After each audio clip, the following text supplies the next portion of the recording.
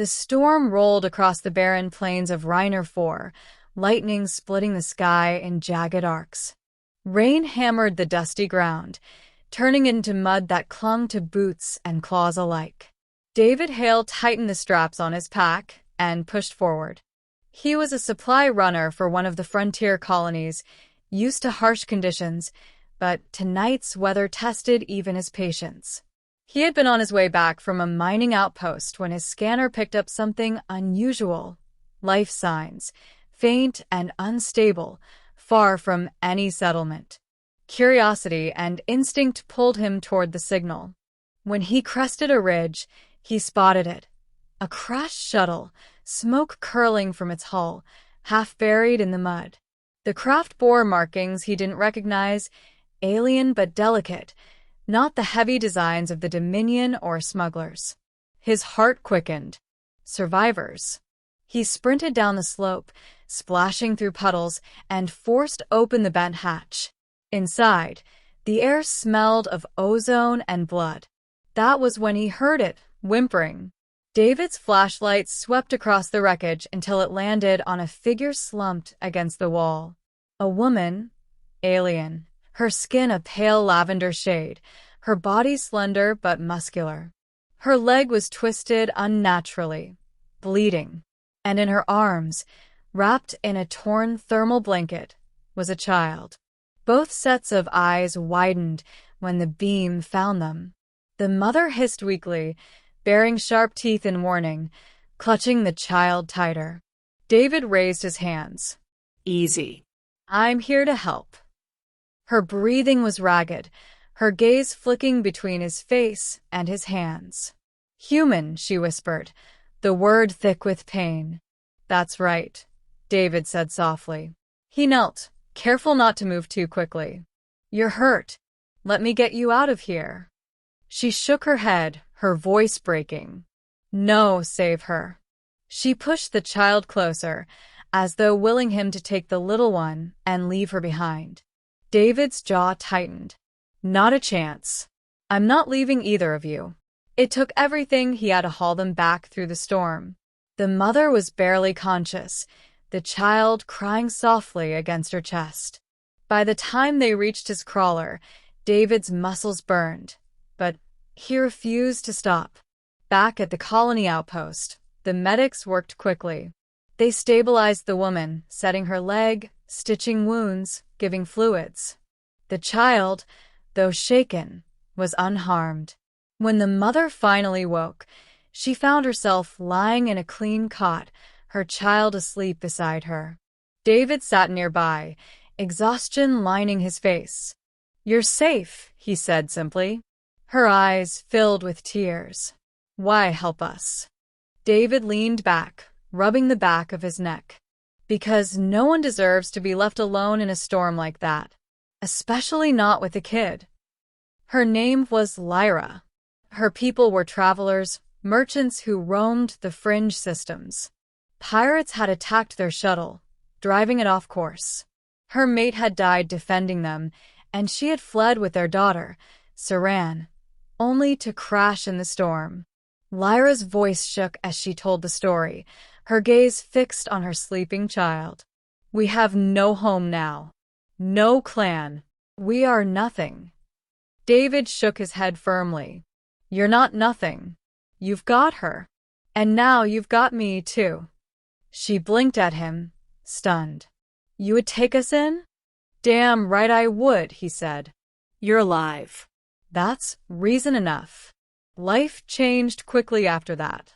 David cleared a space in his modest quarters for them, repairing a broken cot and finding blankets. Lyra insisted on helping with chores despite her healing leg, and Saran followed him around like a shadow, curious about every tool and machine in his workshop. At first, the colony eyed them warily. A human and two aliens living together was unusual, but David didn't care. When whispers spread, he ignored them. When someone muttered freeloaders under their breath, he glared until they shut up. Lyra, used to suspicion and exile after losing her clan, was bewildered. Why do you defend us? You owe us nothing. David shrugged. Family isn't about owing. It's about choosing. One evening, Saran sat on his knee, tugging at his sleeve. Why do you help us? She asked, her eyes wide and innocent. David smiled gently. Because everyone deserves someone to stand by them. You and your mom? You're my people now. Saran beamed, throwing her arms around his neck. Lyra watched from across the room, tears shining in her eyes.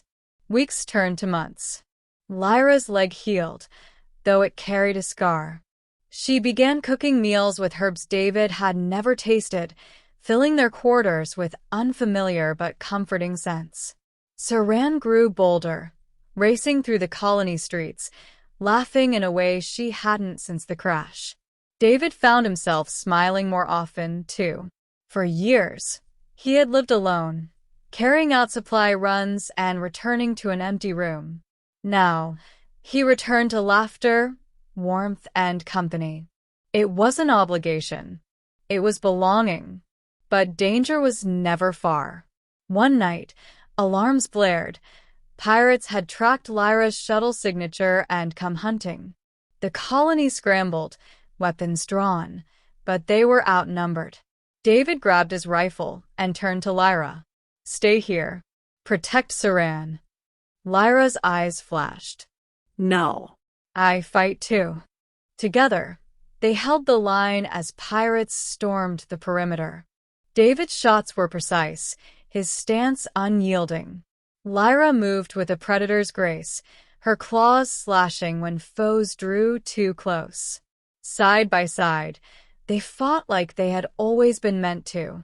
When the pirates finally retreated, bloodied and beaten, the colony erupted in relief. David lowered his rifle, breathing hard. Lyra stood beside him, her chest heaving, her eyes blazing with pride. You fought for us, she said softly. He turned to her. No. We fought together. After that night, the whispers in the colony changed. No one called them outsiders anymore. People came to Lyra for her cooking, to David for his mechanical skill, and Saran quickly became the community's favorite child. One evening, as the sun set in streaks of gold and violet, Lyra sat beside David outside their quarters. Saran chased fireflies nearby, her laughter ringing through the air. You saved us, Lyra said quietly. David shook his head. No. I just did what anyone should. She reached out, her clawed hand brushing his. No. You gave us more than life. You gave us a home. David looked at her, at the child playing in the fading light, and felt a warmth he hadn't known in years. Guess we're family now, he said with a grin. Lyra's eyes softened. Yes. Family. Years later, travelers through Reiner 4 would speak of the mechanic who had taken in a wounded alien mother and her child, raising them as his own. Some called it charity. Others called it madness. But those who knew the truth said it was something simpler, something greater. A man had chosen compassion over indifference, family over solitude. And in doing so, he had saved not just 2 lives, but his own. Because in the end, David Hale had not just rescued an alien mother and child. He had found his family.